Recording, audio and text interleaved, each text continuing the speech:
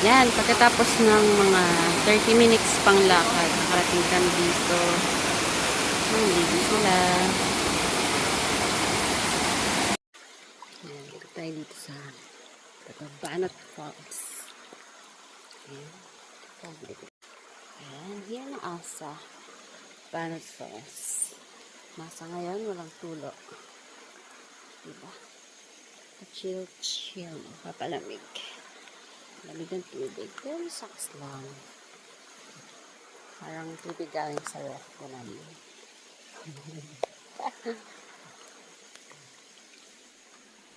Mga more than 1 hour na kaming naglakad pabalik-balik.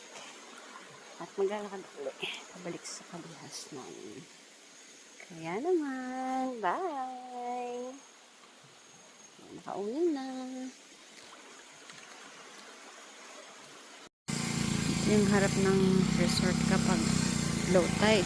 Sobrang low tide. Kanina, nandyan yan o.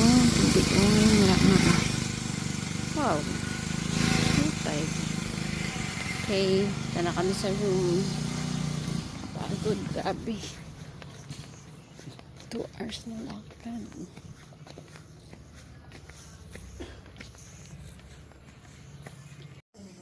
Here's the resort at night. Pool na walang naliligo. And maraming palaka. Palaka.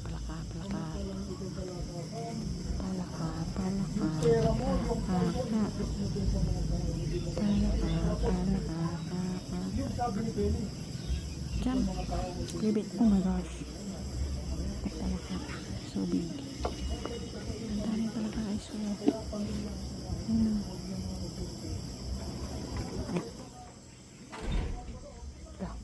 Dami nila.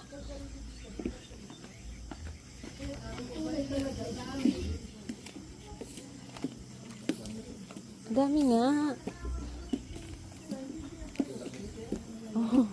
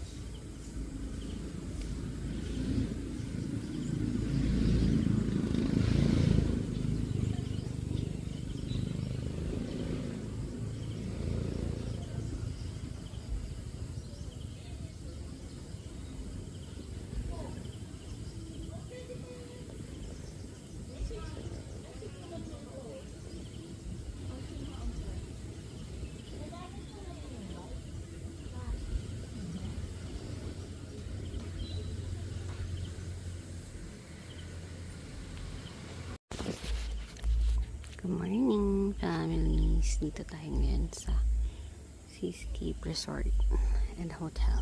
Yan, dyan kami kumain ng breakfast sa pavilion na yan. And dito yung pool. Ganda. Dyan yung room namin. Yun. And dito yung pool. Makita niyo yung clouds and palm trees reflected. And you have a view of the neighboring island, the other side of the Gulf tawag nila siya dito sa body of water na ito. You can see the mountains and clouds on the other side. Oh, nice, right?